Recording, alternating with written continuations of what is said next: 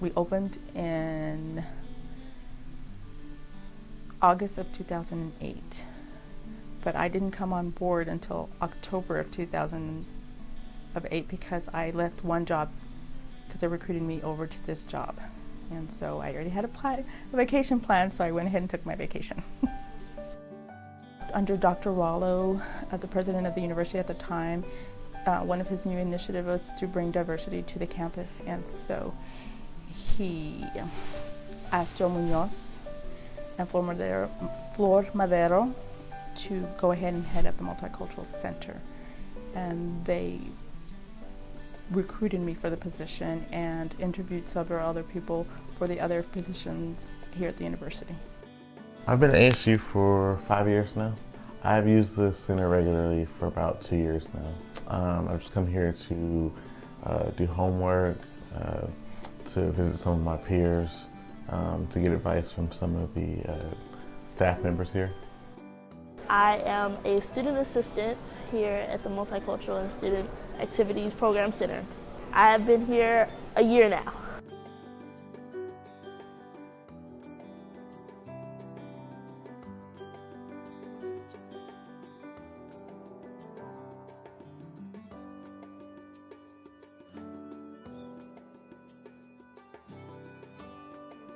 It was multicultural relations, but that was just the title that they used for budgeting. But the center, it's always been called the Multicultural Center. I'm aware of several of the changes that have happened here at the center. I know y'all undergone a name change, right? I know it's the Multicultural Center now, it's the Multicultural Student, or I can't remember what it is exactly, but it's a longer name. Since I've been here, the different changes that have happened at the center are the name change, which went from the Multicultural Center to the Multicultural and Student Activities Program Center. The center was a little closet, a very small little closet over, I think, 106. And there were three full-time staff, a graduate student, and another full-time staff down in the basement level. And tons of students that spilled out of it. So now we're going to go on this tour of the Multicultural and Student Activities Program Center. Okay, so this is our altar for the Day of the Dead. We do have students coming in to show different, to explain and show their families that they have lost previously to place on the altar. So they do come in and write cards, as you can see, and have placed them on the altar. Other universities have their Multicultural Center under Student Affairs, but since when we first started, it was an initiative under the President's Office. We started off under the President's Office. And as time progressed, the need grew for other students to use our facilities, and so Student Affairs brought us in under their umbrella. And so now, under this umbrella, we still have some programs that we started off with that have changed a little bit. Different departments have came into the center, like Greek Life, Ram Family Connection, RSOs. We still have multicultural activities, which is Multicultural Affairs, and under that is Multicultural Advisory Council, is MAC. It's a group of student leaders that help our director, Erica Baeza, organize our monthly cultural events.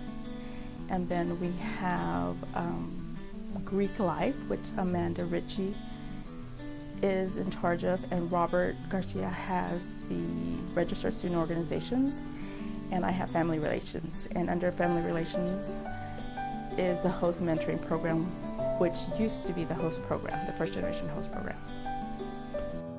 There's been a lot of changes. Number one, it looks different aesthetically. There's a lot more decorations, different furniture. This currently right now is our tree that we do have. As you see, there are the sugar skulls on the tree, and then it is a Day of the Dead decoration and give it the Halloween spirit of the center.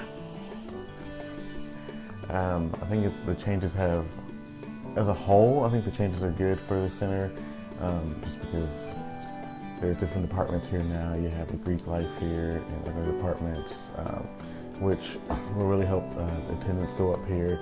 And so for programs, that'll be a great thing because you'll have more people aware of the different programs going on around here.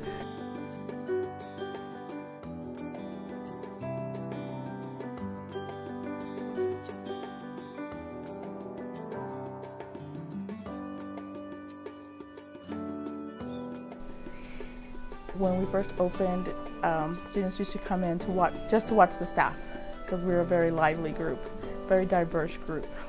I guess on a more intimate level, it just doesn't feel as intimate anymore to me. So I guess the students that have been coming here for a longer time, I know I've talked to some of them, they said it's different too. Not different in a good way, but kind of, it's just not as intimate. You can't come in here and just talk to someone when you want to, like a staff member. I think that the fact that there's more programs going on, the staff has more work to do, so they have less time to talk and I guess socialize and give students advice because they're busy working on trying to get these programs done for students. So I mean, it's not necessarily a bad thing in general, but it is it's kind of sad, I guess. So the changes that have happened at the center from me being a student worker, it's a big transition, but it is enjoyable. Get to knowing other faculty and staff, getting involved with different types of students around campus.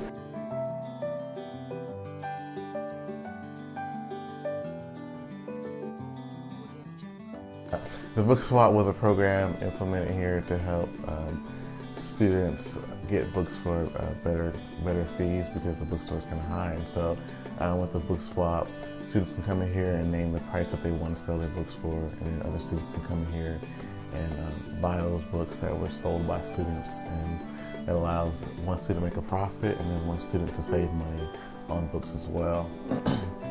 And like I was saying, I haven't heard that many complaints about it being gone, but I do know that a lot of people come in here and ask me about it. So I know that them taking it away has, I guess, hurt some students because they look forward to the book swap. So as we enter, this is the library. This is where you will check out any books or any games that you feel like you needed. We also have anything from regular reading books to having textbooks for class. So you may check those out as long as you need them, as long as you return them in the condition that you received them. The food pantry is one of the programs that isn't widely known through campus, but it's slowly growing, and we advertise it by word of mouth. And so students will come in here if they are running low on funds and can't afford things as the semester progresses. It's a lot of canned goods. We have a lot of non-perishable items that we provide students to be able to come in here, and we're very discreet about the thing. We do have cafecito on Tuesdays and Thursdays. That's been going on as soon as the center opened.